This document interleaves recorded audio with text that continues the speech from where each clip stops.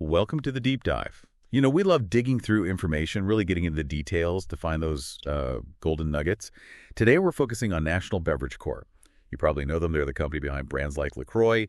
Our source material, it's straight from their official fiscal year 2025 results, press release, excerpts, actually, plus some detailed financial tables. Right, and our mission here isn't just to skim the headlines. We want to go deeper. We're looking at what these numbers and what the company says about them really tell us about how they're doing, their brand strategy, and, their outlook in what they call a pretty dynamic consumer landscape. We're aiming to uncover the why behind the what, and maybe what it means for you as someone keeping an eye on the market. Okay, so let's unpack this. First off, the big picture National Beverage Corp. His painting looks, well, pretty strong. They reported some really impressive fourth quarter results. Net sales, operating profit, net income, all hitting record highs. Yeah, those record high figures are definitely eye-catching. But what's really striking, like you said, is they manage this in what they themselves are calling a challenging consumer environment. Exactly. That contrast immediately makes you think, okay, what's going on here? There must be a powerful strategy or some serious operational skill at play. Absolutely. So let's get into the specifics. We can compare fiscal year 2025 that ended May 3rd, 2025 against the year before. For the full fiscal year, net sales climbed up to $1.2 billion. That's up from just under $1.2 billion previously. Okay, a solid increase. And importantly, their gross margin, basically the profit on each item after production costs, it also went up. It reached 37.0% of sales. That's quite healthy. It is. And operating income, that's profit from the core business before taxes and interest, grew by a strong 7.8% to $235 million. And for investors watching, basic earnings per share increased too, to $2 from $1.89. Net income for the whole year, over $186 million, up from about $176 million. So positive across the board for the year. What about just the quarter? Same story, really. When we drill down into just Q4, net sales were up 5.5%, hitting $314 million. Operating income jumped 8.6% to $57.5 million, and net income rose to $44.8 million. Earnings per share for the quarter also ticked up slightly to 48 cents from 47 cents. Got it.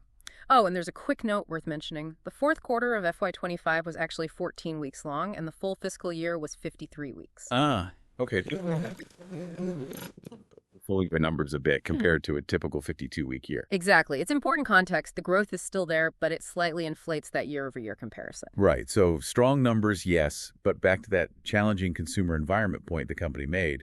Does the press release give any clues about how they're managing that? Like what specific things are driving these results despite those challenges? Yes, and that's where it gets interesting. They directly connect these strong numbers to specific strategic moves. It's not just luck, it's innovation and very visible marketing.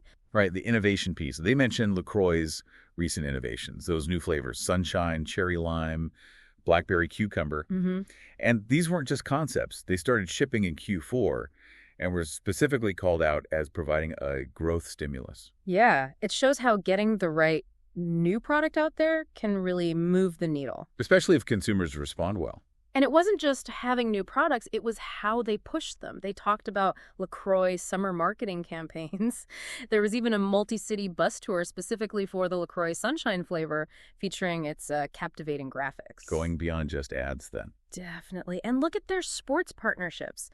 Men's and women's pro soccer, WNBA teams like the Indiana Fever and Dallas Wings. And the big one, really, is that ongoing partnership with the Florida Panthers. Oh, yeah. Their logo was prominently displayed on the jerseys of the Stanley Cup winners for the second consecutive year. You can't buy that kind of visibility easily. Wow, no kidding. That's huge exposure. So these aren't just random efforts. They feel very targeted. Exactly. Enhancing brand awareness, connecting with people in ways that feel, memorable and maybe a bit more emotional than just seeing an ad. It seems like a smart mix, leveraging new product excitement and these high-profile partnerships. Which does raise the question, how do they keep doing this? Consistently innovating and marketing in this sort of distinct national beverage way. Yeah, the release touches on their internal philosophy, right? Yeah. It goes beyond just typical marketing tactics. It does. The spokesperson talked about inspiring team members to think creatively in all areas, not just product, but marketing, social media, the whole package. So creativity isn't just one department's job.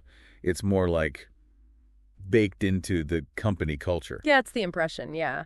And they even have these specific kind of quirky internal names for programs that show this. There's branded, that's their term for the unique in-store tasting experience. Oh, okay. Like sampling in the grocery aisle. Pretty much. Creating that immediate sensory connection. Then there's Merch MX. That sounds like teams focused on building those really creative, themed displays you sometimes see in stores, designed to grab your attention. Right, the ones that make you stop and look. Exactly. And they also mentioned working with targeted social media creators, influencers, basically, and running numerous consumer events. It's a real mix of tactics. A multi-pronged approach, from the store shelf to online to events. And it all seems to stem from this core belief in creativity. It even extends right down to the flavor development process itself, doesn't it? They seem incredibly meticulous. Oh, absolutely. They talk about everything from appealing flavor names to unique taste and award-winning graphics. And the spokesperson made a point of saying no new flavor is released until it's perfect. Perfect is a strong word in consumer goods. That suggests a really high bar for quality and, I guess, brand image. It does, and that ties into something maybe even deeper they mentioned. The spokesperson said, the love and emotional connection that goes into the birth of every new flavor is the result of the imagination and foresight of who we are. Love and emotional connection. That's not typical corporate speak for a beverage company. Not at all. It sounds almost artisanal, doesn't it? But strategically, emphasizing that love and perfection, it could be a key differentiator. In a crowded market, maybe that focus on the emotional aspect right from development helps build real brand loyalty. People might feel a stronger connection than just, buying another can of sparkling water. Moving beyond just the transaction to something more like affinity. Interesting. Okay, so looking ahead, what's their outlook? The spokesperson did acknowledge the current confluence of events is unprecedented in recent times. Yeah, that's a nod to the wider economic uncertainty, for sure. But despite that, they sound pretty optimistic, right? Yeah. It seems almost like a contradiction talking about love for flavors, acknowledging challenges, but still projecting confidence. They do seem confident. The spokesperson mentioned the resilience of the U.S. consumer, but also pointed to Team National's deliberate long-term operational focus. So it sounds like they believe their internal strengths and their strategy are built for the long haul, even if the market gets choppy. A belief in their own resilience, perhaps? And in their brands. They stated their innovative brands are well-positioned to deliver a healthy future to our consumers and shareholders. It's that blend, again, acknowledging the external factors, but having strong faith in their internal capabilities and brand power. And then there's that final statement in the source material. It's quite memorable. Oh, yeah. Which one? It just says, patriotism, if only we could bottle it. Wow.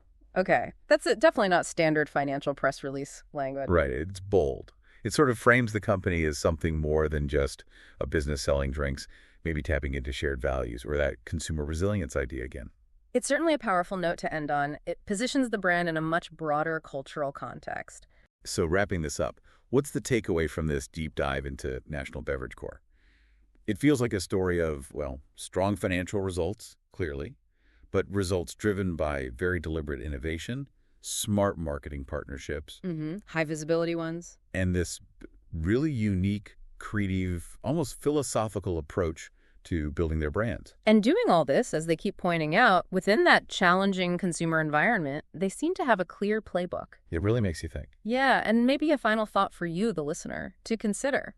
When a company talks not just about profit margins, but about love and emotional connection in making its products, and then throws in a sentiment like patriotism, what does that signal? What does it suggest about where branding might be heading, especially when consumers have so many choices? How could that mix of sharp business strategy and this sort of deeper brand philosophy shape that healthy future they're aiming for everyone involved? It's a fascinating blend of business and something more, definitely something to chew on.